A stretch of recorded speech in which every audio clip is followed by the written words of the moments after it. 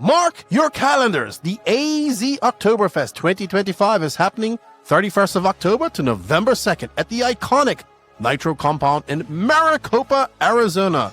This track is next level with huge elevation, massive jumps, and fast technical layouts that keep the action intense all weekend long. Add some night racing under the lights and perfect fall desert weather with temperatures from 70s to the low 80s, and you have the ultimate RC weekend. Classes include novice, sportsman, intermediate, pro, 40 plus, short course truck, and you have the open class. This is for any skill level as a second buggy class. And of course, they have a 16 and under class with their dedicated 16 and under final. Race and hang out with RC stars like Ryan Mayfield, Spencer Rivkin, Spencer Heckert, Camden Lime, and the Iceman, Mason Fuller. They have a massive raffle from all the sponsors that participated, live coverage by Mod Live Media. This is one race you don't want to miss. Follow the Nitro Compound on Facebook and Instagram for more details, and get ready to send it at the AZ Oktoberfest.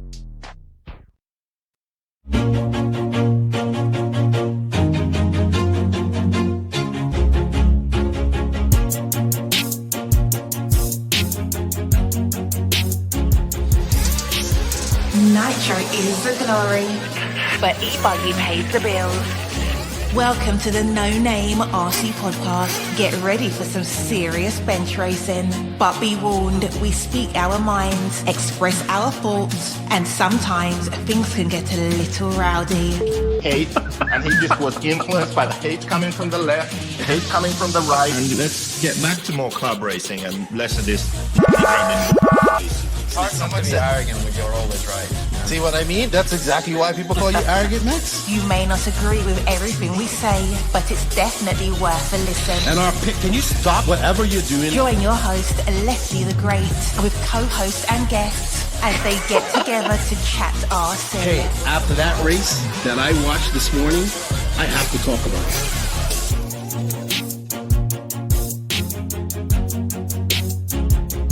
Here we go. $100 right here. $100 throw. Oh no! I like this.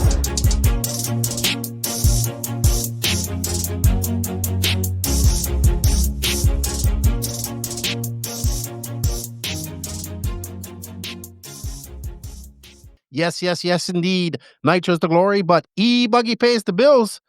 A passion brings the people. That's right.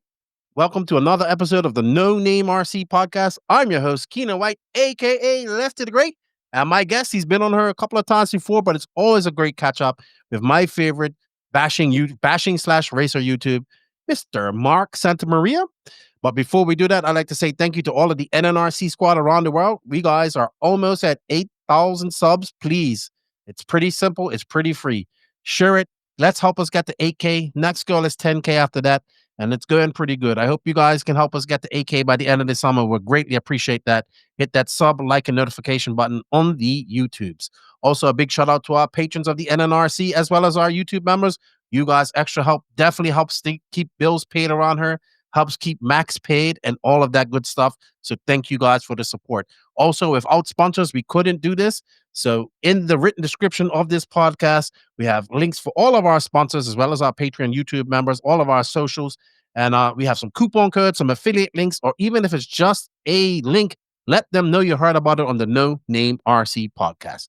They are J Concepts, High Tech RCD, Sidewinder Fuels, Letara Racing, ML Toys, Invisible Speed, Dollar Hobbies, Side Piece Racing, Get Shit Done Coffee, Elite RC Productions, Mayako, Techno RC, RC Project, Beach RC, Racecraft USA, and Clinic RC. Also, a big shout out to our drivers, David Runnefolk, Robert Mattier, Alexander Hagberg, Matty G, Pecco Evening, Una Hotnen, and Mason Fuller.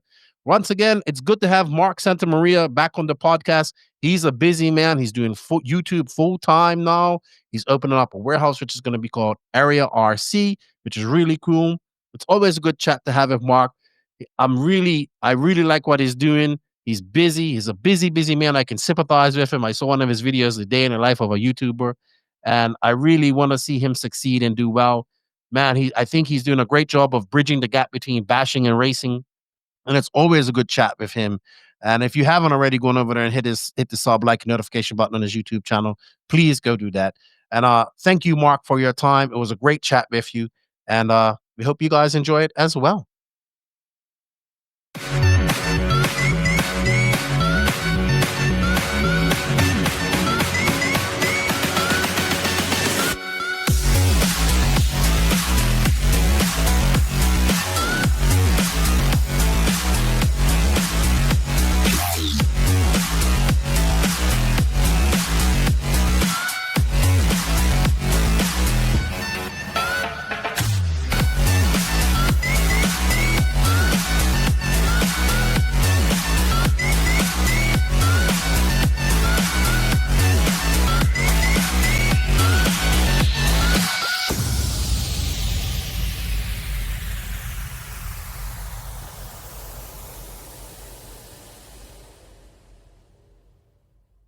Joining me in the virtual studio today, he's been on her quite a few times. It's been about a year and a bit since he was last on her.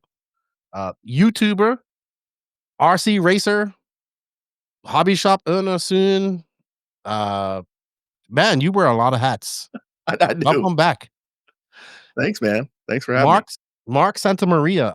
I think I last saw you at Armageddon last year, so it's been about a year. Yep. So I dabbled in your world of bashing, and I got that video of, I think, like I was telling you, the funnest thing I enjoyed was doing the oval stuff. Yeah, that was so much. Yeah, and it was good. I noticed in the bashing world, everybody is making content. It's like everybody has a GoPro, everybody has their phone out, and it's crazy. And I've also I learned that when if I go to another bashing event, I actually have to participate. So because it looked like I really wanted to go around the oval at if you guys know where Armageddon is, I did some video of it. He has some video of it as well. But it was held at Cletus McFarland's, what is Freedom Factory? That's what it's called. Freedom Factory. Yeah. So unfortunately they're not having it this year, which is a shame, because I thought that Cletus and those guys could have done so much for RC. I know the guy Ty was really into RC, but I haven't really seen much from him lately.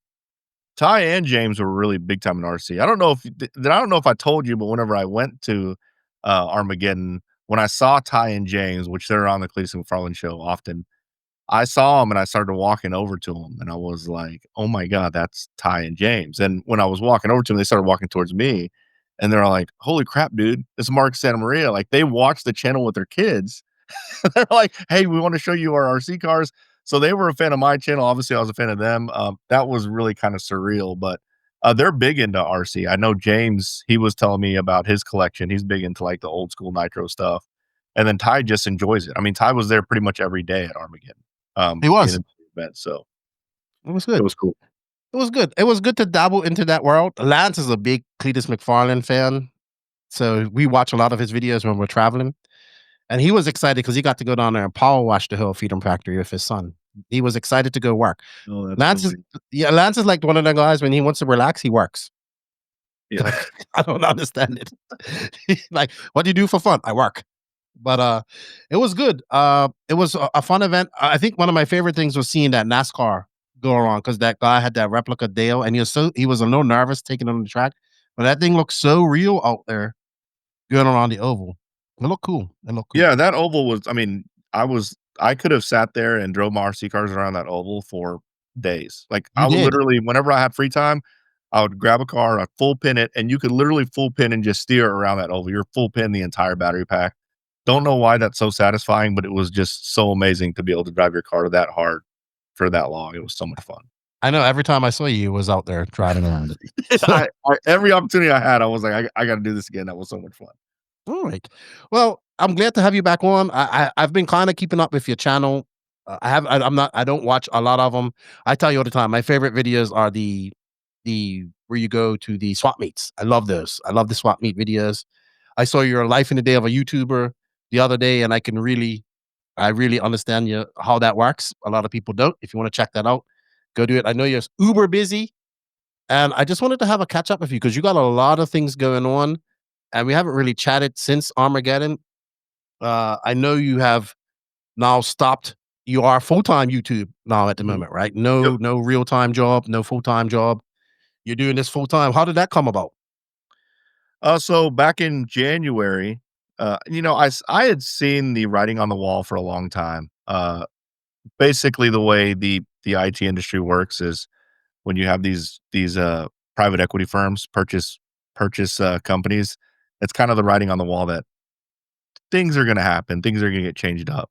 The company I was working for, I've been with for 5 years.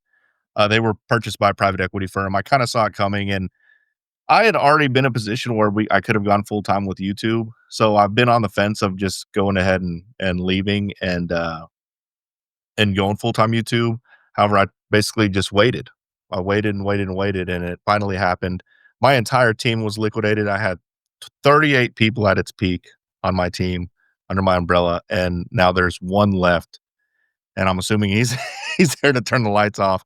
But yeah, basically they reduced, they made some changes. The economy went rough, and I was actually laid off in January, but it ended up being perfect because I was like, perfect, laid off. I was going to do this anyways, and I made the transition. So I was like, okay, I'm going full time YouTube. So yeah, man, it was funny because I thought I would have more time. It seems like I'm more busy than ever because I'm doing so many different things. But I'm basically just chasing my goals, and it's crazy. I'm actually in the process of doing a video where I made a video like 3 years ago talking about what I would hope, like what I would eventually do, which is kind of own my own like RC fantasy factory per se, and it's about to come true.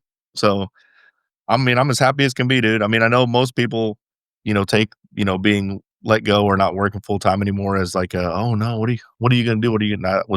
That was not the case. It was almost like this huge weight was off my shoulders, and now I could just live the life I wanted to live. So yeah, man, it's been great, and it's crazy that it's been over 6 months already.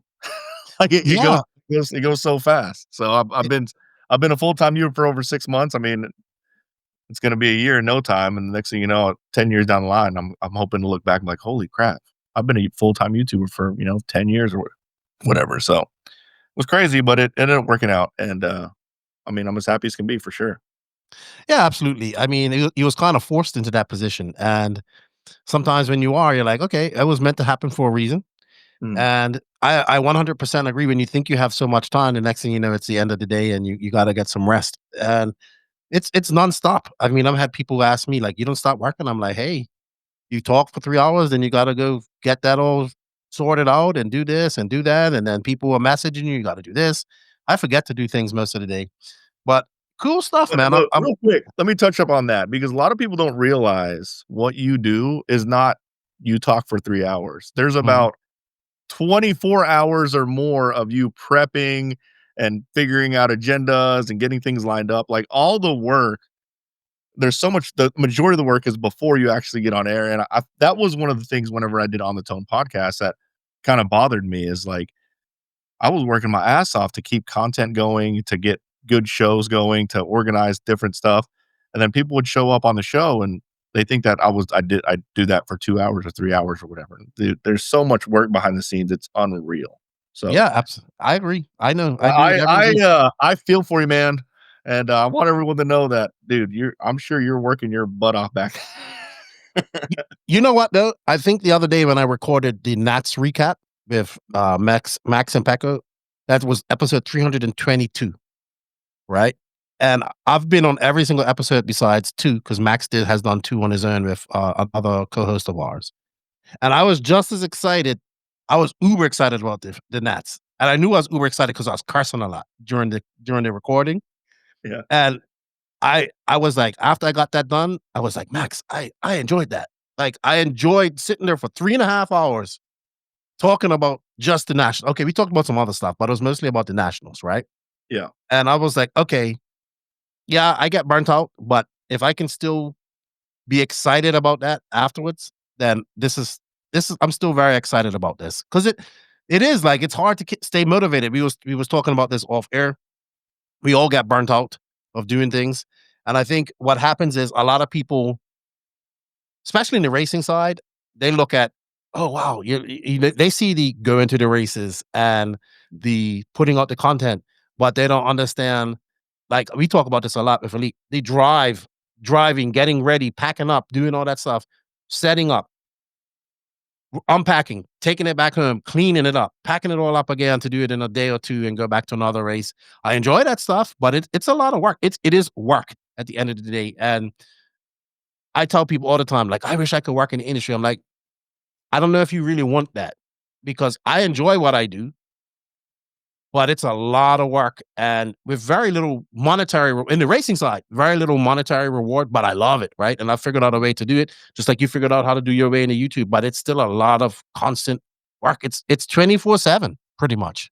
Yeah, and people think that you can like whenever I used to go to all the race time events and shoot content, people think that you can race, you this is your work, you race when you work, but we really don't because it's hard to have your undivided attention on your race program when you're thinking about I need to get this shot over here, I need to get that person over there, I need to I need to get this content over here. Like you're not thinking have fun and race, you're thinking what are the best opportunities I can to get content, which is like people don't see that part. It's crazy.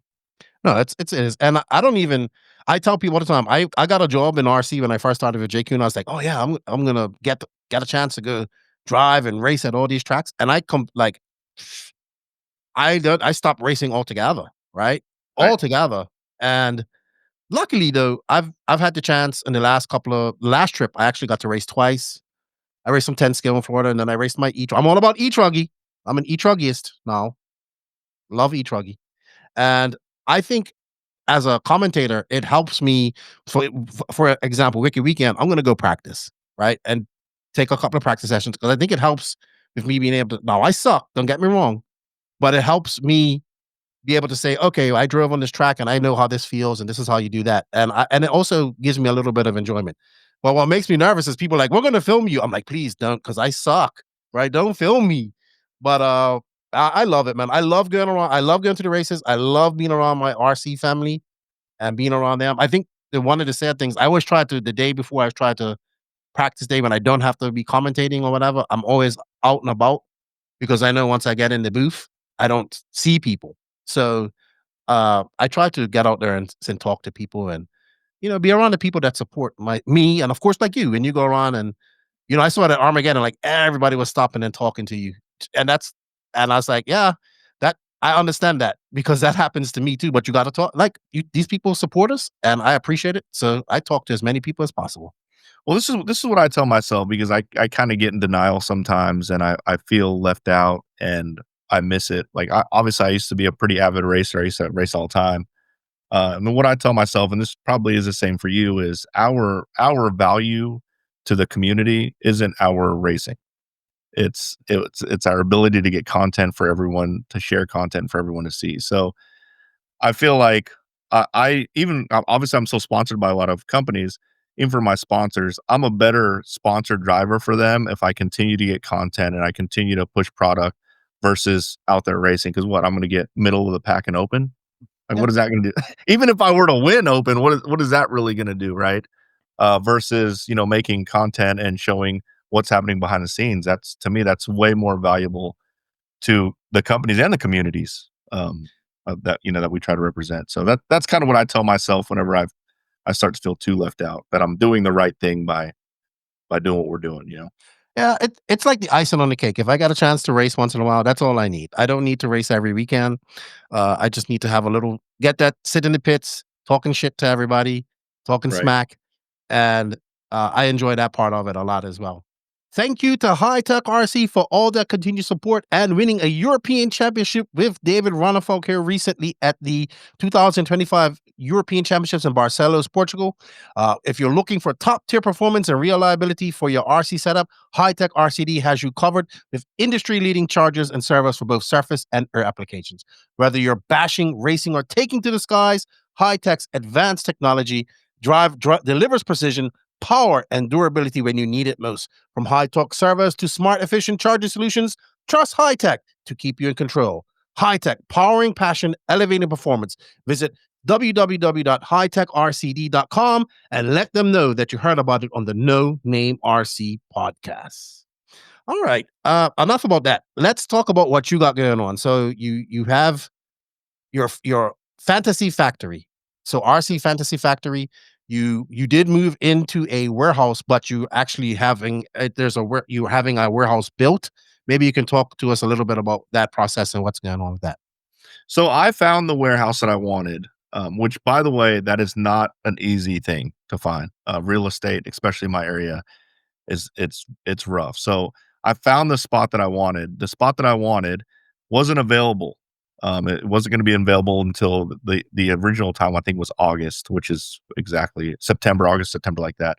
So the the property owner said, "Hey, we have a smaller warehouse we can put you in the interim if you want to go ahead and get your business going or whatever." And I was like, "Absolutely, 100%." So we've been in this smaller interim warehouse, I don't know, for maybe 3 months, and now we're finally moving into the main one that we wanted to move into in the first place. So that's kind of why we had the smaller warehouse and we're moving to the bigger warehouse. The bigger warehouse, the ultimate goal there wasn't to be.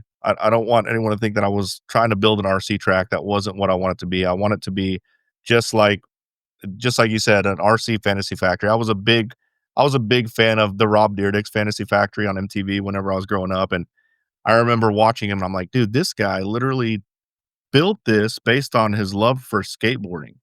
And I didn't even know, but I had planted that in my head when I was watching that. And I have this love for RC, and I'm literally building almost exactly what he's building, except for RC. And that's what I wanted to be. I wanted to be like an entertainment destination area where you can come out and see where I record. See, I mean, there's not very many places you can see the amount of RC cars that I have with a variety of RC cars that I have in one location.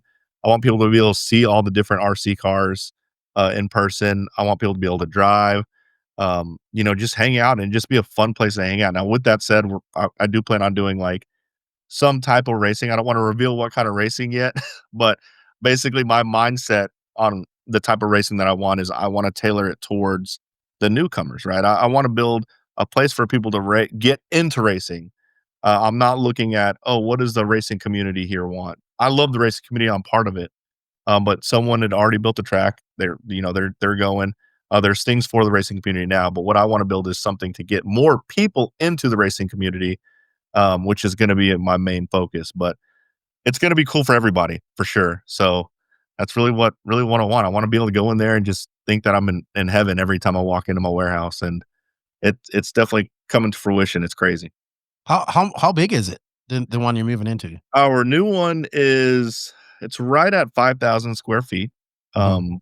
We have offices in there for some of their creative team.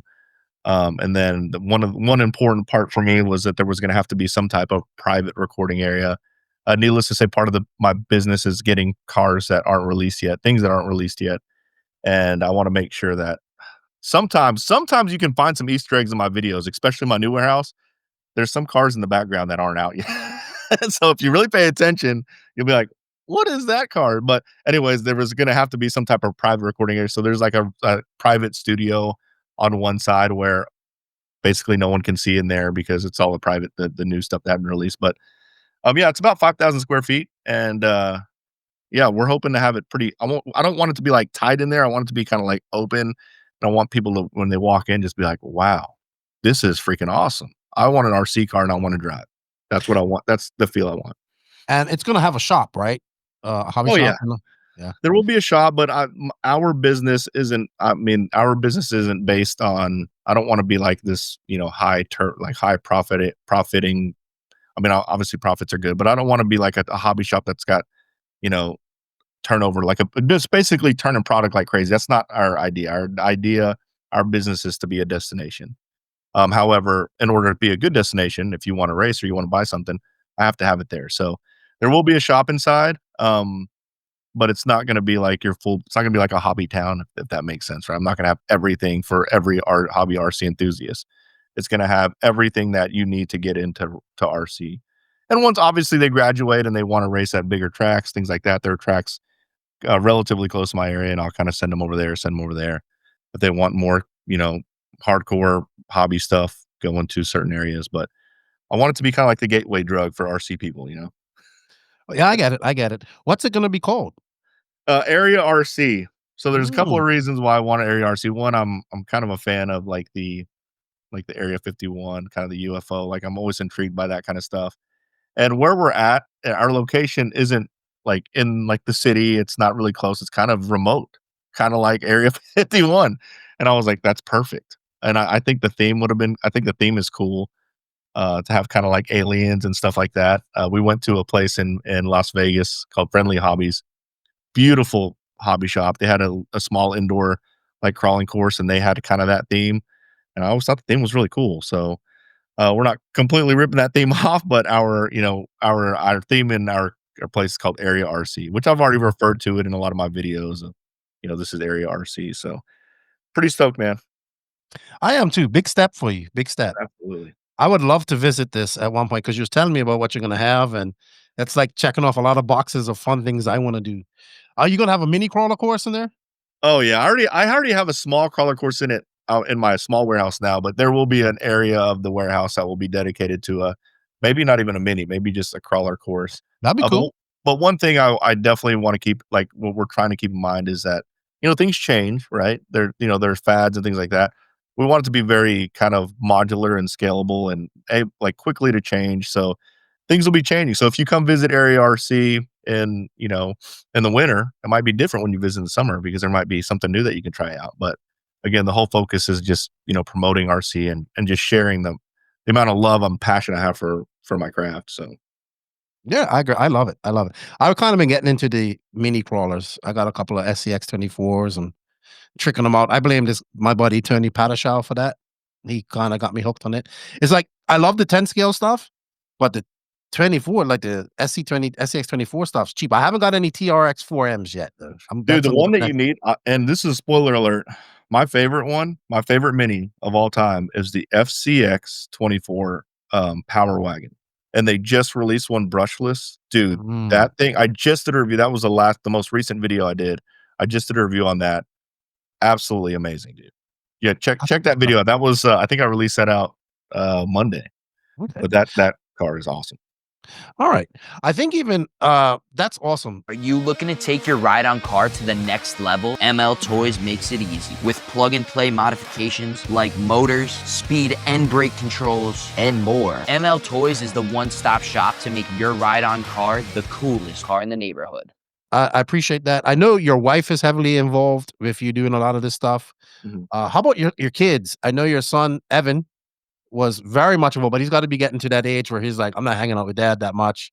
I don't know. He's like got to be about 16 now. 60. He just turned 16. No, I'm very fortunate. My kids love to, I mean, it's gonna sound weird, but my kids love to hang out with me. My Evan, especially, he's 16. You would think 16-year-old, you're gonna want to be with your friends, driving around, riding around. He wanted to take a trip. Like he wanted to be with us. Mhm. They I'm super blessed. Now the thing is with RC, they like RC, they like to race, they don't like to work on them. They want me to do all the work, and it's like, I'm not gonna just work on y'all's cars so y'all can go race all the time.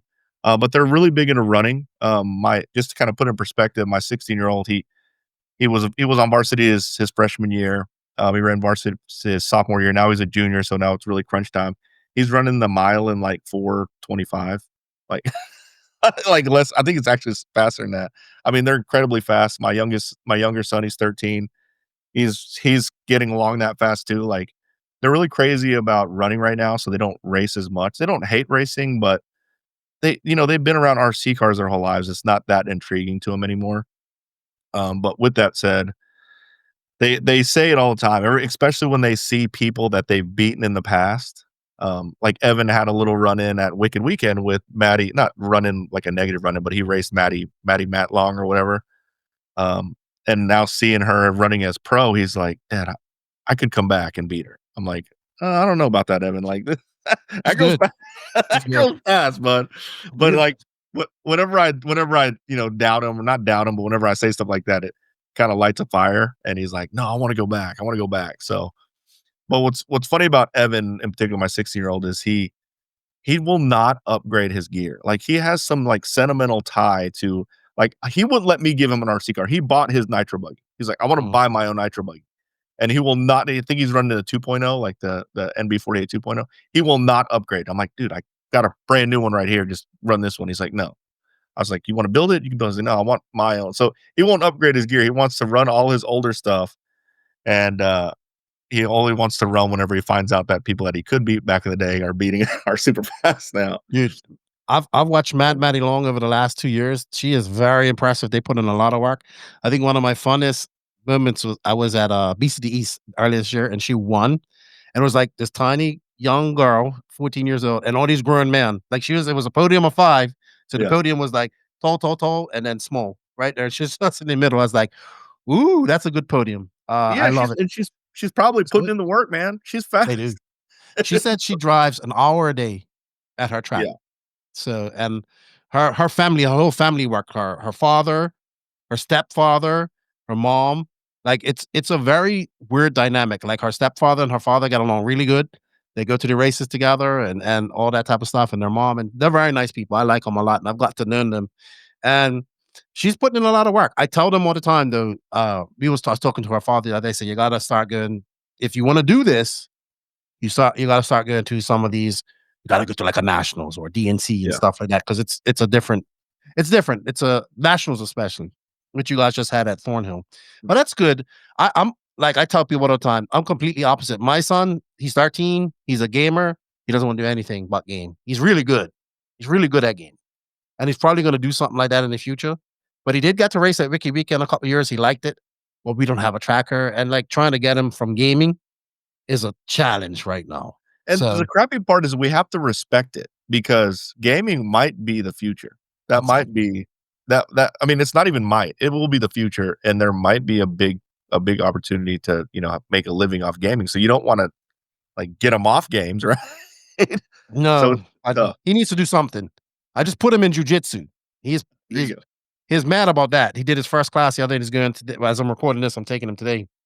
He says, "This do I have to do this?" It's like as long as I pay for your bills, you're gonna do this because you need to do something.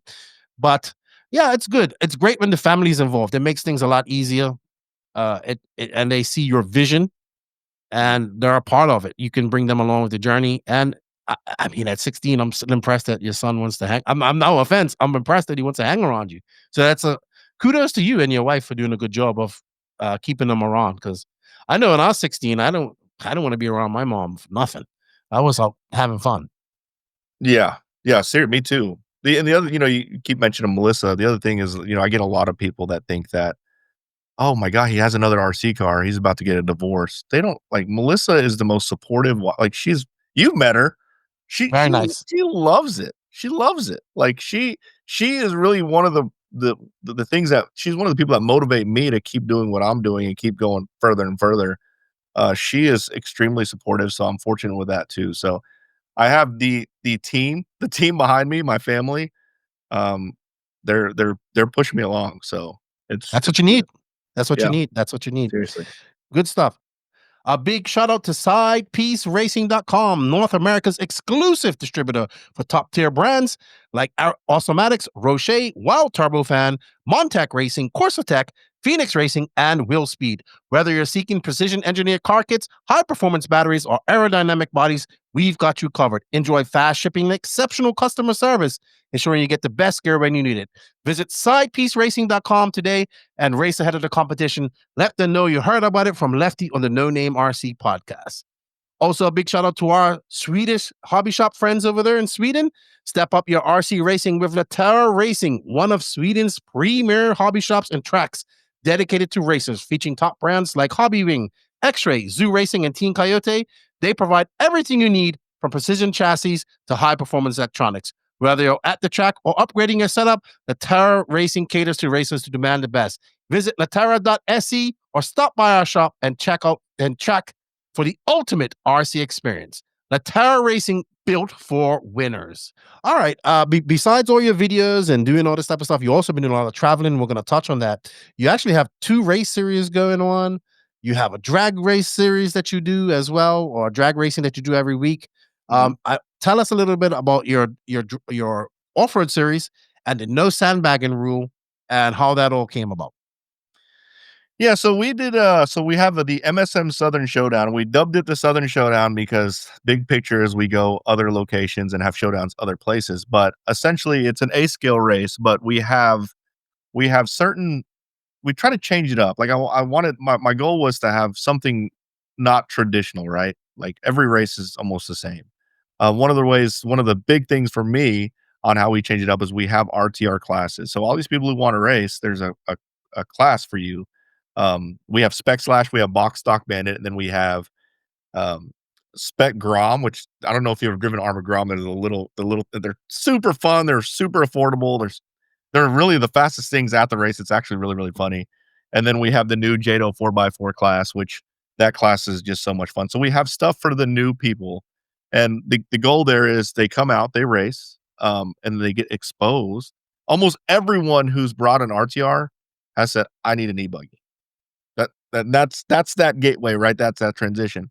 Now to make it compelling for the hardest part for my series is to get the actual season racers more involved, right? Because they see it as oh, this is an RTR thing, but it's really not, right? This is our way to come together to bring more people into the hobby. That's what we want.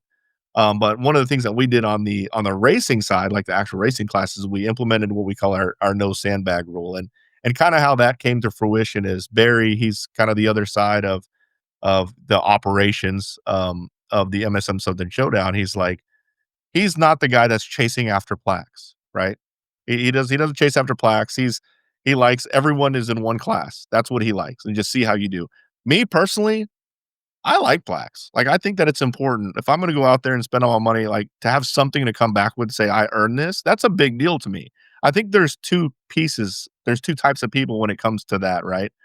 Barry sits on one side and I sit on the other side. So the way we decided to kind of solve that is we have this no sandbag rule, and essentially everyone qualifies together. You sign up for E-Buggy, and how you kind of space out or where you are in the sections. We basically break the sections up by 3 different sections. There's going to be a pro. There's going to be what we call an expert. We don't call it open. We call it expert, and then we call it intermediate. Nothing sportsman, nothing like that.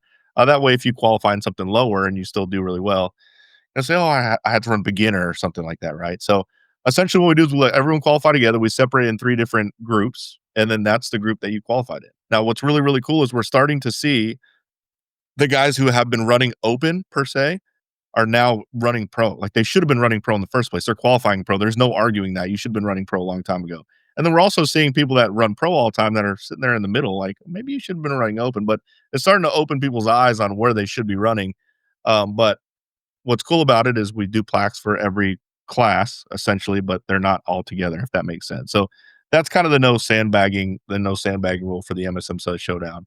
And it's been great. The last race we had at Mike's Hobby Shop Gulf Coast Raceway, we did a little bit of research, and I think that was the largest race they had in 5 years. And that's not because they haven't been doing really well. It's because the MSM Southern Showdown brought a lot of people out. There was a lot of new faces, and it did really well. So yeah, it's fun. Hopefully we'll expand soon. Once we get moved into Area RC and we can start focusing on our events, our plan is to expand.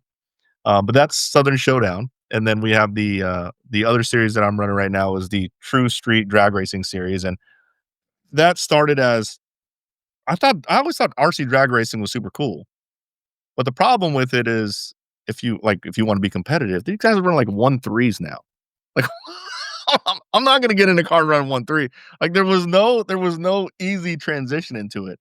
So I had started last year. I started this MSM list racing, and essentially it was like street outlaws for ready to run drag cars. We started. It was really good for a while. I stopped going because I got busy, and then it kind of died off. And then the guys that really loved it convinced me to do another series. And essentially, this is like it just in the summer. Every other week in the summer. That way you can bring your kids out. They're not in school. It can be a family thing. And it's a completely new format. It's not like a round robin format. Basically, we do 5 rounds of drag racing, and you just randomly draw. We have a random draw thing that basically puts people, so you don't know who you're racing. And we just keep tallies of wins and losses, and whoever has the most wins at the end of the season wins. So it's a cheap way to get into drag racing. It's fun. Beach RC stepped up. They sponsor. We opened it up for I wanted to, for the longest time. I was like, I want to keep it ready to run tires because I don't want the new guys to have to go out and figure out what tires they want to run, right? Or I don't want them to spend all this money on tires. I want them to get a car and go race. And one of the hurdles we had was everyone's like, we need new tires. Like, these tires aren't good enough. We need better tires to run faster. And Beach RC stepped up and was like, dude, we'll hook y'all up. We love what you're doing. We'll hook y'all up. So essentially, we get a massive discount at Beach RC for drag tires that are people who race in the series, and now you're you're actually getting kind of the feel of, trying different things and kind of getting that feel of RC drag racing, but doing it with a cheap RTR. So that was kind of the thing there. And obviously the theme of all my stuff is trying to get people, people trying and doing new things in the hobby, which is great. Yeah, that always. I remember. I always tell you this when you started doing all this bashing stuff. I was like, I was like, he's a traitor. He's left RC racing and is doing this. And then I think I talked to you, and I was like, I get it. How do we get more people into RC racing? You do it through the people who already have it with the bashing world. And and then I was like, I get it. It's one of the missions that I personally believe in as well.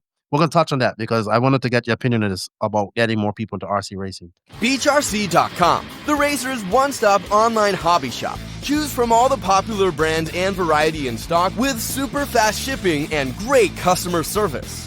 BeachRC.com still has the local hobby shop feel with all the benefits of the internet.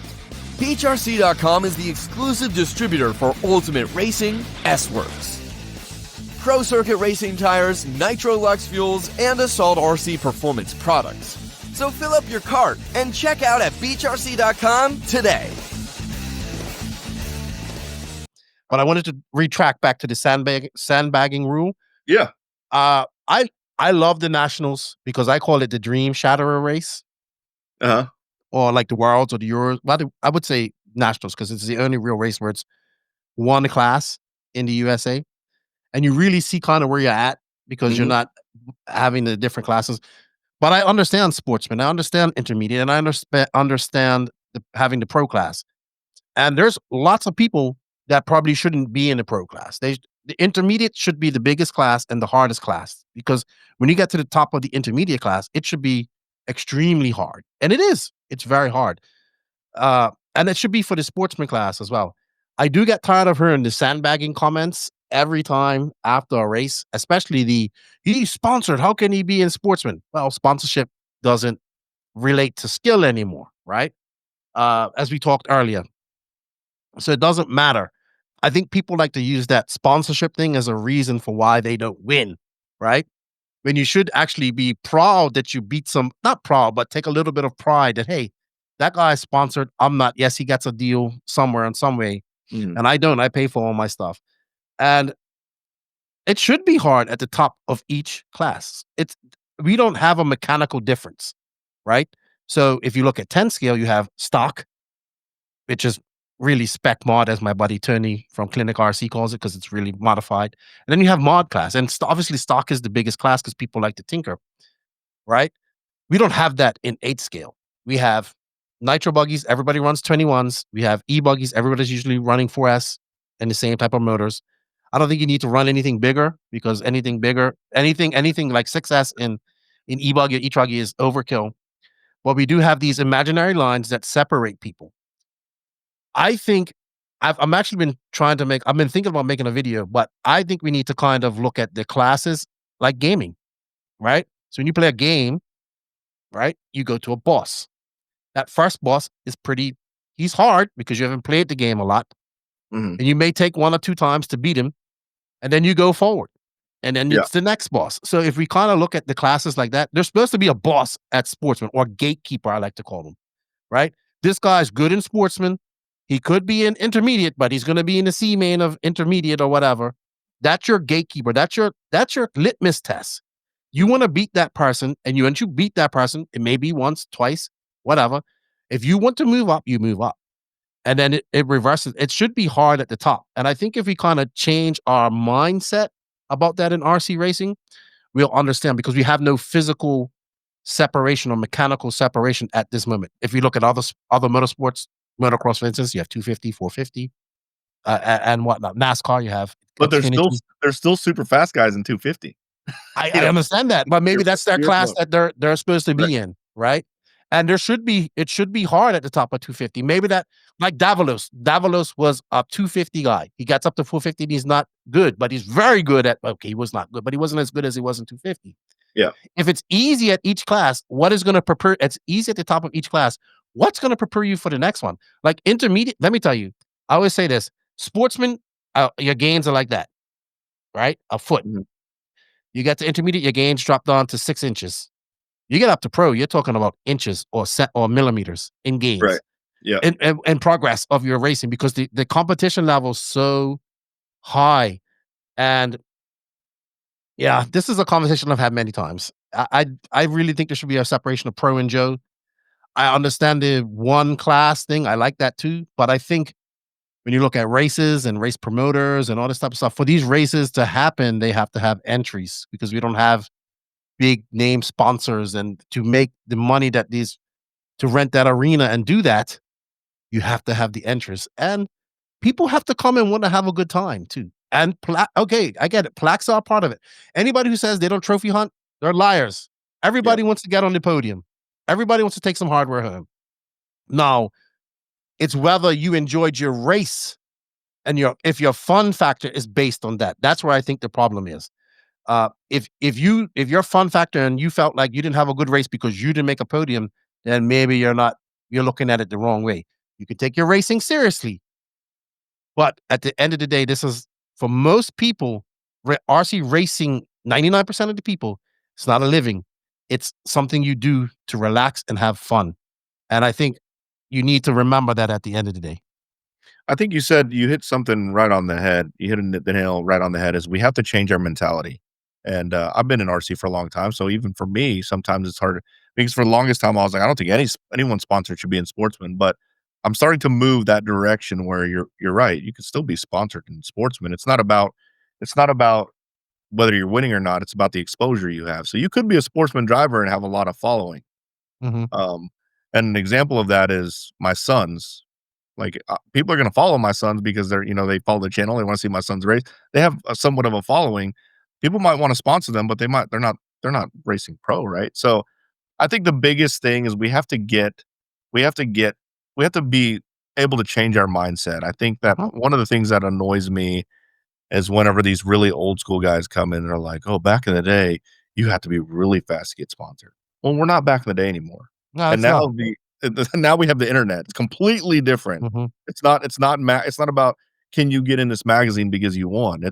You have the internet, you have the world at your fingertips. Completely different. So we have to change our mindset, like you said.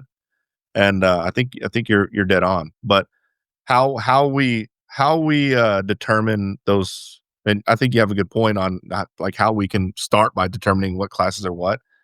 That's going to be the big struggle, and getting everyone to work together on that. But I don't think it's bad. I mean, I think it's funny when people say, all these classes are ruining racing. Dude, we're getting that. Like, it's not out of the norm to get in 1,000 entry race now. Yeah. You know, And that, those numbers are insane. 5 years ago, those numbers were insane, right? So and that race promoter has to make some money in order for that race to continue, right? Now, I may not want to go to a 1,500 entry race, and you only get that much race, you only get so much practice, but people know that going in, they accept it, they understand it. I'm fine with that. You get it, you go, you enjoy. If you enjoy yourself, okay, if this race is going to be huge like this, I'm probably not going to get 3 qualifiers, or I'm probably going to get this. If you go in there knowing that, then fine.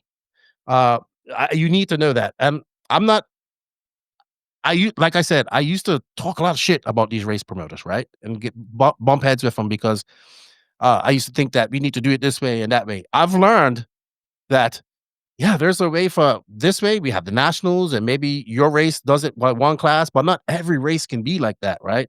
People like to go to these races, and it's also a social aspect of it, right? You got all these people here. You have a 1,000 entry race, but there's, like, let's say there's 500 people there or more. By the time you combine husbands and wives and children and dogs, and it's a coming together of RC people that love RC coming together for that. We can always call it the RC town. It pops up. You have this pop-up tent that pops up Thursday, and then by Sunday evening it's all gone. And for those 3 or 4 days that you're there at the race, it's like that's all you care about. You're around people that are into the same thing that you're into, and it's a very social aspect of RC, which I enjoy as well. And when you have that many people, it makes it better, right? Because you got so much people from around the USA, a lot of people coming from overseas to race at these races as well.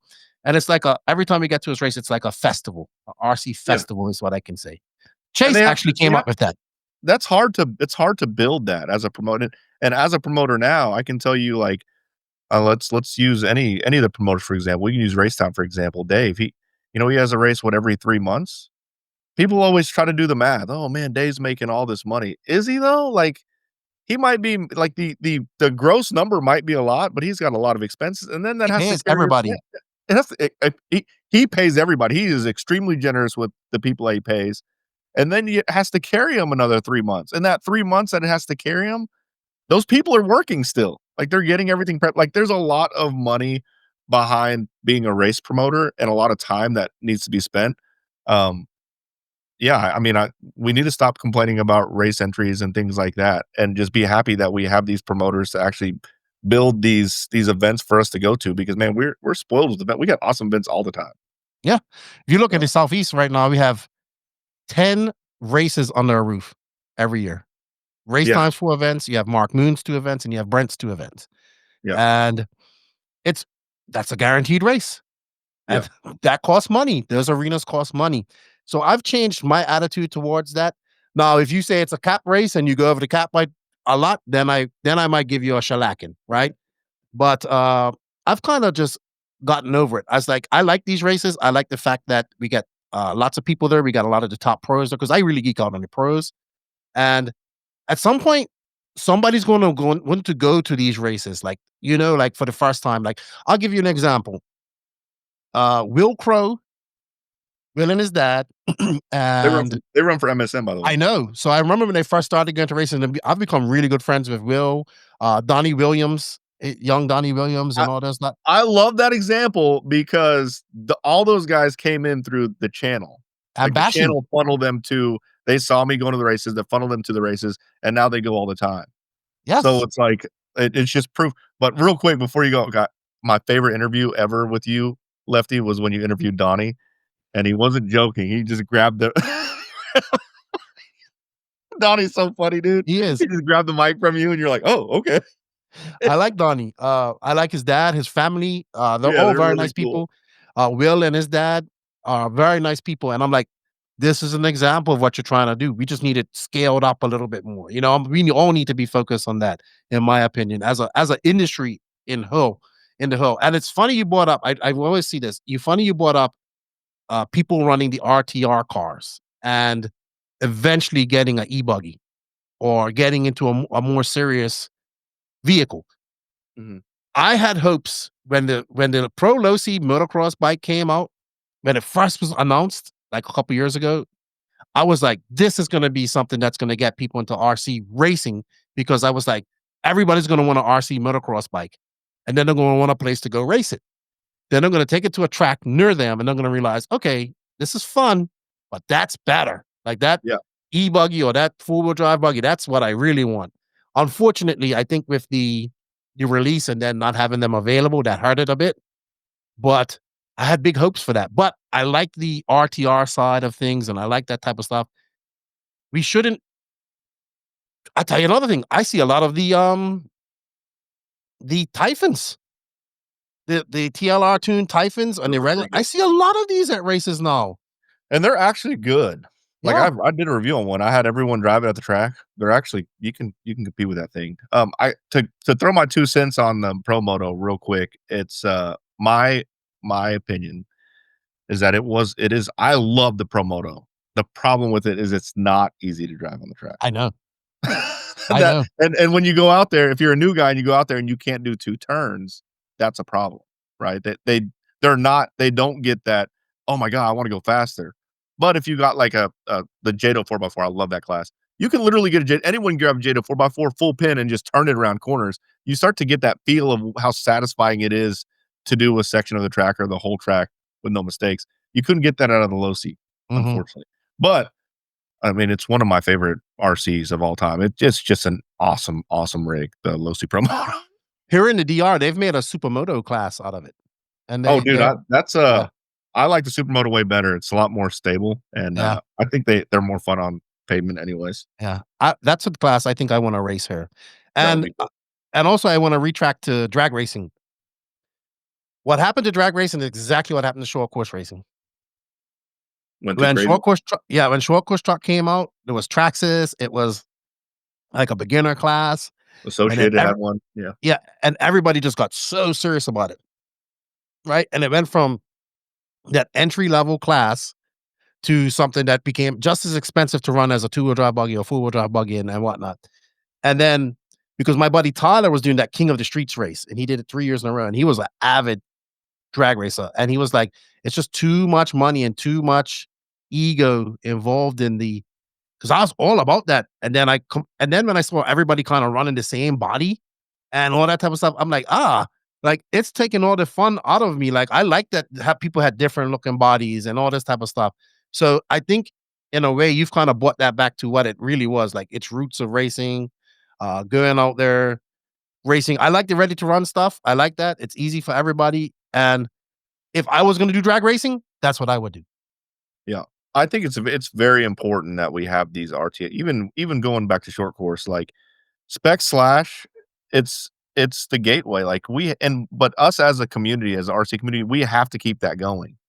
We can't let the new guys keep it going because the new guys will eventually go into racing and then it just dies off again. But we have to work together. Like if you have a Spec Slash, make sure that class is that should be your biggest class, but that class should be at every club race at an off-road track. That way people can actually get in. But to touch on the RTR drag racing, one common misconception is that it's easy. It's still pretty hard.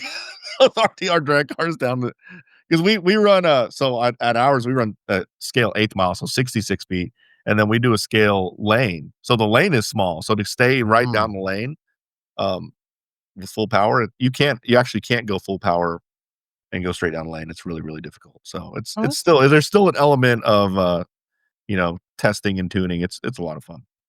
Techno RC. Techno RC is a championship-winning manufacturer of high-performance 8-scale, 10-scale, Nitro, and electric RC buggies and trucks.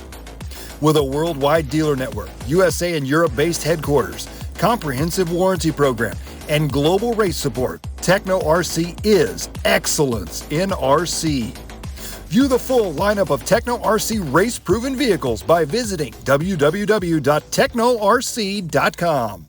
Awesome. I want to segue into this. So I had an interview with Ryan Styles Harris that I haven't posted as of yet. And I interviewed him a couple years ago, and I rehashed that. I rewound it, and I put up a reel where he was talking about RC going mainstream, racing, and whatnot. And I don't think we'll ever see RC on TV. We might see a Netflix series of it someday. I think RC racing will have its 15 minutes of fame. But it brought up a good topic we was talking about, and I see this from some people.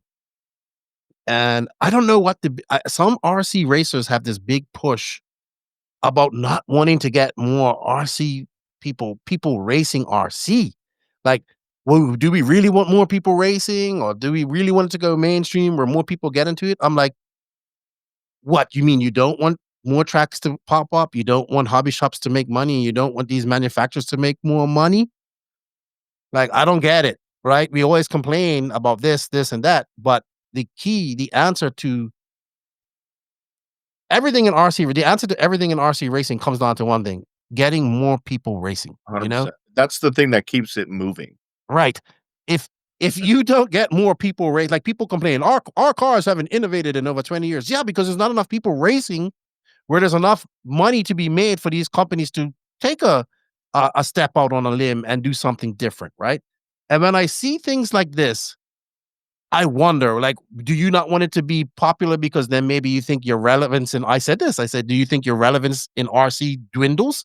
Because, people have their RC bubbles. Like a lot of our old school guys who have been on a team for such and such time and have a big deal. And, I almost beat such and such at nationals back in 1985 or whatever, right? Mm-hmm.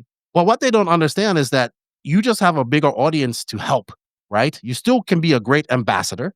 You can still have your deal and be in your RC bubble, but you have more people that gonna listen to you and at your local track, and then your whole local track benefit.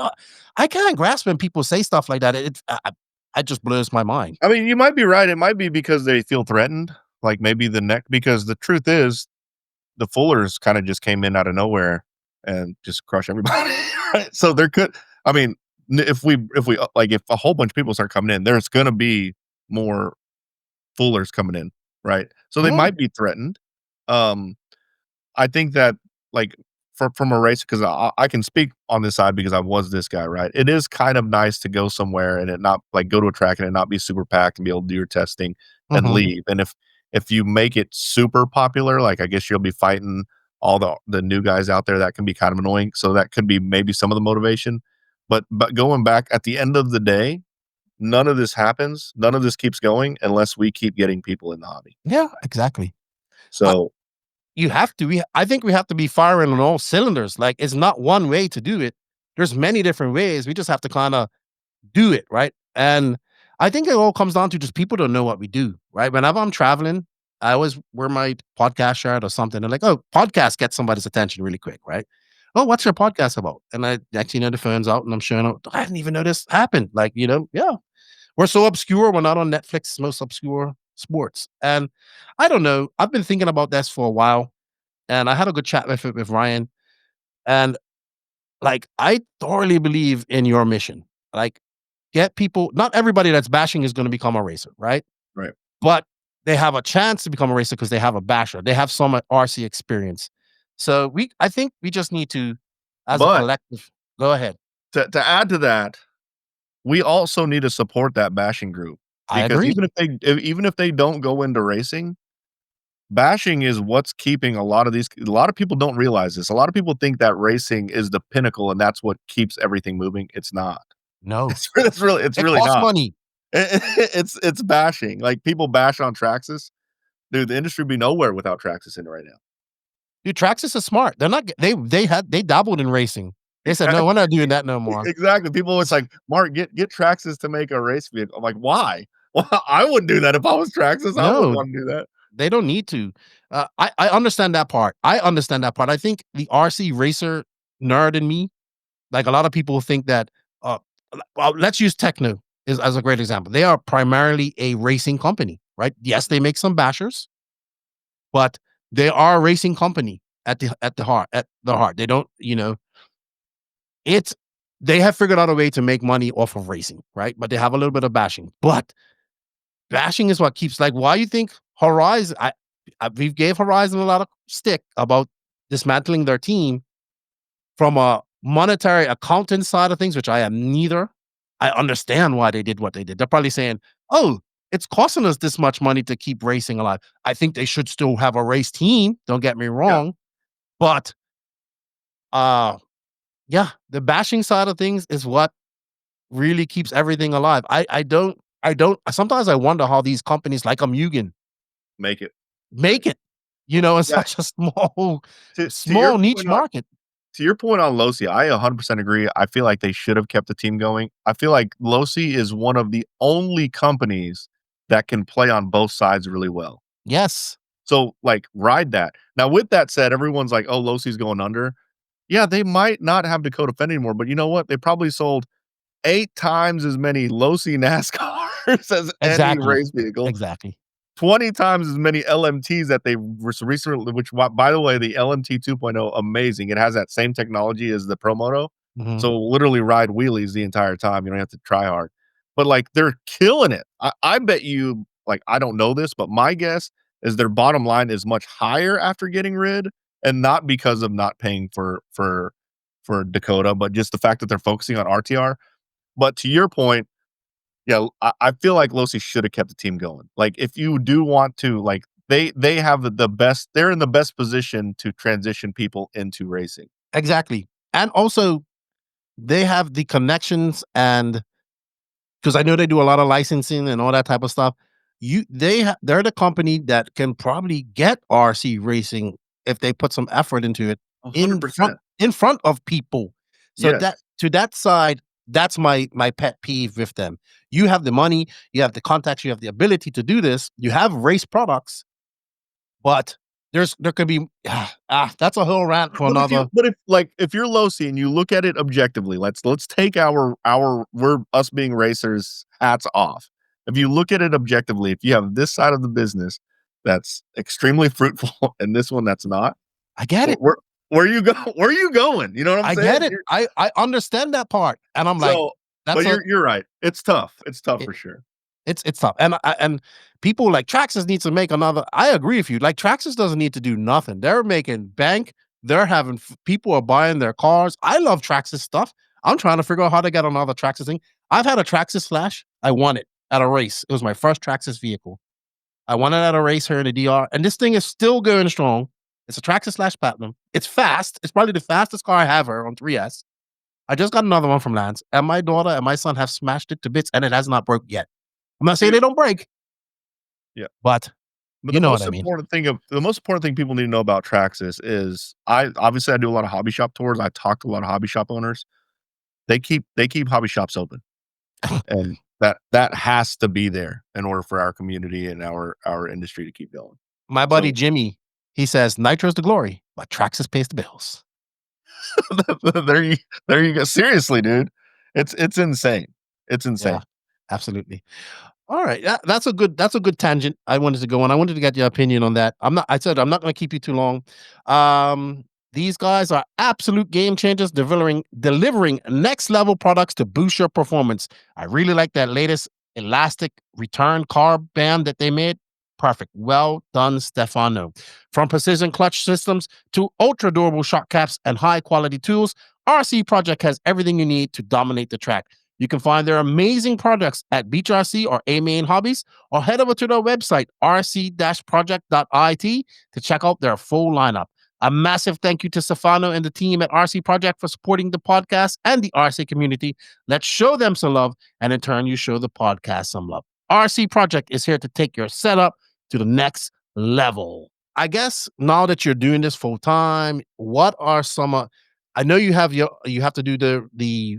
I know you love a lot of what you do, but what are some of the things that you prefer to film? Like, what is your preferred way of doing content? So I am like, people don't realize this, and we touched on this a little bit off the air, but people don't realize that they think that I get push product and that's what I promote. That's complete opposite of what I actually do. Like, I will only record stuff that I like to record. Mm-hmm. And I am not the kind of guy I'm not the YouTuber that likes to go out there and just break stuff, right? Yes. To me, it's very satisfying to get enjoyment out of an RC car, clean it off, and it still look great at the end of the day. Like, aesthetically, I get the same amount of satisfaction looking at the RC cars, driving it. So I like to shoot stuff that I guess it's I'm on a big crawler kick right now. Mm-hmm. I like bashers that are extremely stable. It kind of mixes into my racing background. Extremely stable and easy to drive. And I think it's better for me to do those videos anyways, because if people go out and buy those, they're going to have a much enjoyable time with RC than driving something that's harder to drive. So, yeah, I tend to really focus on just shooting the stuff that I want. Right now, I'm in a boating and crawling kick right now. But that could change. But I think the change is good, right? The change, it keeps the channel fresh. You should go to a boat race. I think find out and go to one. I'm scared, but just like, because I know how deep you can go into racing. That's what I've chose to go deep into. I'm scared to go deep into crawling, because crawling is just equally as deep as the racing. I'm sure boat racing is equally as deep. So I got to be very selective. I've been wanting to do on-road, like going deep in the on-road world. Unfortunately, there's just not an on-road track that's close enough to me for that to even be possible. But I got to be very selective on the areas of RC that I go deep into. But what I can tell you is that it's just solely based on what I enjoy, not based on what product that's pushed to me. Good. Do you ever just do RC without filming, or do you feel obligated to film every time you do RC? I feel yes to both of those. I do RC without filming, but yes, I do feel obligated. I do feel obligated to record whenever I do it. But that's why I have the other channel, MSM Every Day. It's for that exact reason. Like, now anything I do, even if I don't feel like it's going to pull a lot of views, at least I can put it on and you guys can, because some people just enjoy to see what I do and drive every day. Like, that's what people enjoy to see. So I want to put that out there. But Yes, yes to both of those questions. I get that because I use when I go to a race, right? People's like, you should vlog going to a race. I'm like, yeah, I should. But sometimes I just want to enjoy that time traveling with my buddies Yeah. and enjoy that couple of days at the race. Cause I know tomorrow Dan is gonna be like, oh, okay, come on, Lefty, let's go. We gotta do interviews and walkabouts and do this and do that. And then I have to kick into work mode. So I try to enjoy that little bit of time without recording, without being in front of the camera to just get at peace and enjoy that part of the travel. I know Lance always tries to he says we always try to do something. Like we go up to these races earlier. Like we went to when we went to PNB. So we went to PNB this year and we got up there a little earlier. So we went up to Pigeon Forge and did that for a day. And Oh, I love Pigeon Forge. yeah, I didn't even know that existed. I was like, what? What is this? And Yeah. we had a great time. We did the Caribbean Pirates dinner thing. I never did anything like that. I've done And that before. That was fun. yeah, I was like, wow. And we don't get to do that often, but it was fun to do that, right? And I appreciate that side of it. So sometimes you just have to turn off and do enjoy this. Like I tell you all the time, I really want to get back to enjoying RC. I have this stuff, I have this, but I just sometimes you just when you turn off, you have to turn off. Yeah, and that's really the reason why I just do the things I want to do. I'm not trying to be like an arrogant asshole. It's really that's the only thing that can I do that way I don't get burnt out. Like imagine Lefty, if you got to record whenever you wanted, got to go to whatever race you wanted, you got to make that call, and just did whatever you wanted to. It's going to be less taxing on working all the time. Like if I had a pile of cars, and I do have a pile of cars I got to review, and like people are saying you got to do this one next, then it turns into a job, and then it sucks. That's why I'm very like. I mean, obviously the new stuff I want to get, but I'm like, that's how I stay motivated is I just do the stuff I want to. Like today, I want to drive the mini crawlers. That's what I'm gonna shoot content on today. There you go. So, There you go. tomorrow I want to go drive. I want to actually get to the track, so I'll probably do some track content tomorrow. But I try to. That's like I don't do that to make it difficult for everyone or try to just flex. I do that because that's the only way I can stay motivated is to do what I want to do. Good stuff. Good stuff. I guess my last question would be for you. Obviously, we have the area RC coming up, which is a big step for you. What are some of the goals? I would say in the next 2 years, what are some of your goals as MSN? And maybe what do you think you? Okay, we'll start that, and then I would say, what would you like to see come out? Or it could be racing, it could be bashing. What would you like to see happen in the RC world, a vehicle or a product or innovation or media. So we'll start with that. What are your goals as MSN in the next 2 to 5 years? And what would you like to see in the RC industry via bashing? Or it could be either of those things. So first off, my goal for MSM is to eventually get to a point where this is the ultimate goal. No one has done this yet, but I would like to be able to throw events at the caliber of Silver State, but for bashers. Okay. That's my ultimate goal. What that is, what that looks like, I don't know. I would like to. I want to do more events. I think events are a lot of fun. I want to go out of my area, out of Texas, lower U.S. area. That's going to be the next thing. But I mean, I like in order to keep going, you got to have goals. So that's the goal. But I'm still on cloud 9 on the fact that area RC is about to come to fruition. I look forward to when it's done. I'm just going to enjoy that. But what I want to see in RC, it's funny because I think we're as an industry, I think we're doing a good job in regards to like new car releases. That's tough. What car would you like to see released? That's a better question. I would love to see. Okay, so this might trigger. I would like to see like one of the race brands come out with an RTR. Again, going back to Losi, how they had the position to make that transition. But you have cars that start as RTRs and get evolved into race cars. I think it'd be cool to see a race car evolve into an RTR. I think Techno could pull that off. I would love to see an RTR from Techno. That would be so sick. Especially if it's track capable and the durability of Techno. Oh my goodness, dude. That would be absolutely insane. You know what everybody's geeking out right now in the RC world is Chase from Racecraft and Wheel and Trigger. Well, it's been done before, but he's been geeking Did out you see mine? on the 8 scale short course truck. Yeah. I think they're badass. Did I you want not one see so mine? bad. I made mine and I had like custom stickers made where it said ST48 Really? on it. Yeah, it was SCT48. Dude, it was sick. I have video out there. I gotta Yeah, check it out.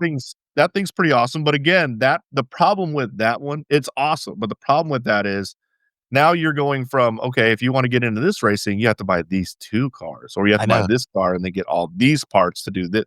That's so Techno could bridge that gap, they might, but dude, if we and I wouldn't even use Techno. That's too cliche since I'm sponsored by Techno, but even if you had like a Mugen come out with an RTR, that would be How about a vehicle? So I know S-Works has one because E-Buggy is the E-Truggy and E-Buggy are the gateway, right? I suggest anybody to get these 2 vehicles if you want to race.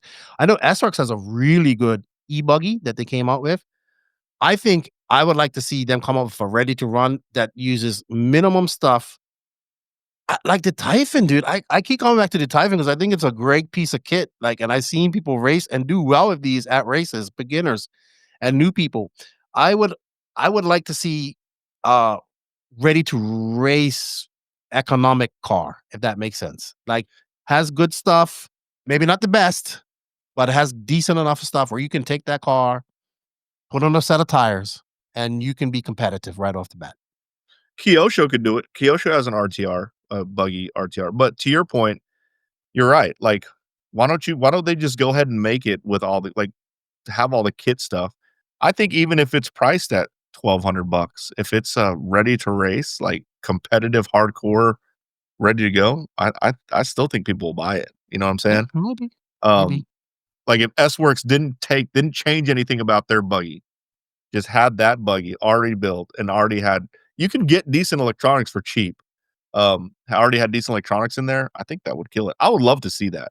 I think that would just open up so much opportunity for people to transition into racing. And dude, some of my most favorite videos is whenever I do racing, RTR racing videos are the most fun. And that little Typhon TLR tune, It's I pretty think it's loud. legit. It's very loud. I guarantee you, if you gave one of those to Mayfield, he could probably still get in the A with that thing. It would be interesting to see. It would be interesting to see. You know what I want Traxxas to do? I want Traxxas to make a solid axle monster truck like a LMT. That's what I want them to do. That would be cool. That's what I really want. Like same size, solid axle. I know branding is and licensing is different, but I would think that would be cool because I like I don't have one, but I really follow that Big America guy, Big America on Instagram, and I love his stuff, dude. I like him and Kamikaze RC. That's my 2 favorite. We was talking about Kamikaze RC. That dude's talented, dude. What he does with these cars is amazing. And you know what? I actually think freestyle RC, something like what he's doing, is probably gonna go mainstream or public before RC racing because it's just like freestyle motocross. You're 100%. I don't doubt it. The only struggle I have with that one is that is so hard. What Kamikaze does, I've tried it, and I'm a racer. Like I have good I would consider myself good at air control. Your mind has to process what that car is doing that fast. It's really tough. Yeah, I talked to him and the stuff he's doing, I'm like, dude, you're doing grinds and enders and manuals now. I couldn't do that. I couldn't do a manual. Like that would be so. I mean, he's talented, and he's a bash. I don't even call what he is bashing. He is a freestyle RC specialist, right? He is inventing. He is taking that form of RC to another level, and I haven't seen anybody compete with him yet. He's awesome. Yeah, I thought about it. I have the resources to do stuff like that. I don't think I can do it. I've tried it. So basically how it goes is I see something like, okay, I can do this. I try it and then I break and I got to go fix it and I try to go break. Dude, it'll take me like a week to pull off just one stunt like that, you know? Yeah. But yeah, All he right. is extremely talented. Well, last question. Top. I watched Talbot the other day. He's still at 3 million subs. They're still like Talbot's still the top. I would say the top basher YouTuber guy. You think you think you can get up there in that level? You know, so the thing about YouTube is you can't base it on subscribers. He does get a lot of views. He I gets a lot think of views. I would like to think that I could get to that level, but kind of going back to that is there are a lot of YouTubers that have a lot of subscribers, but they don't get the views. It doesn't really mean anything.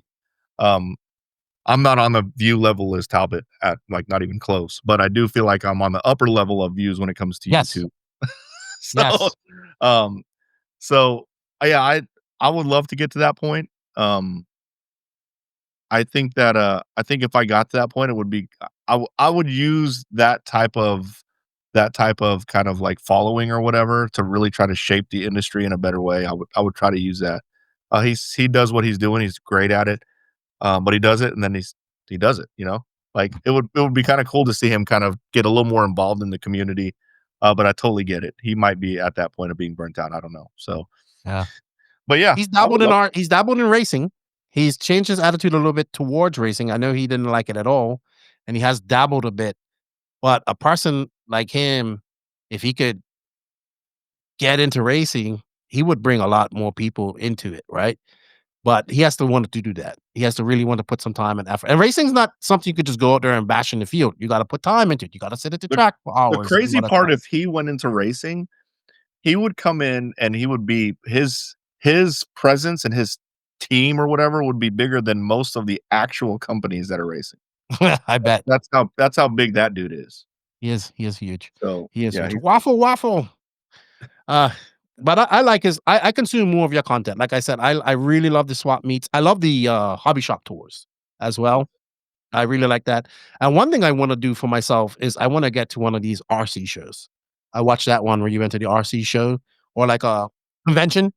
I really want to get on that. NERSA's the big one. NERSA in Las Vegas. That's the one with all the really cool. That one you can't even like. It's limited on what I can record there. I was very fortunate to be invited out, but that's how secretive that one is. Like I wasn't invited to some of the classes or seminars or whatever. But that one's really cool. And then the other one is the RC Super Show, which is open to the public, and they do that every year. That's the one in SoCal. Yeah, that's my buddy Sean goes to that one. I used to do that one. Mark, I know you're a busy man. I wanted to have a quick catch up with you. I love what you're doing. I love that you still like racing as well. I know you don't get to do it as much as you want. I wish you all the best with Area RC and all of your projects. I look forward to the tour of Area RC when you put it up on YouTube. Just keep grinding away, man. You know, Thanks, man. it's the grind. And thank you for your time and all that you do, because I believe in your mission, getting bashers racing. And we as an industry, we need to be more welcoming. I 100% agree with that too. And but I think that comes to us being most RC racers being very introverted and into their own stuff. That's Yeah, I don't think they're trying to be mean. I don't think they're very social. Like my buddy's like, you're uber extroverted. I was like, yeah, but I can be introverted too. But when it comes to RC, no. I go talk to everybody. Hey, I'm gonna let you go. Thank you for your time. And good luck with everything, man. And keep enjoying doing what you're doing. And yeah, rock it, dude. Absolutely. Thanks for having me on, man. Thank you.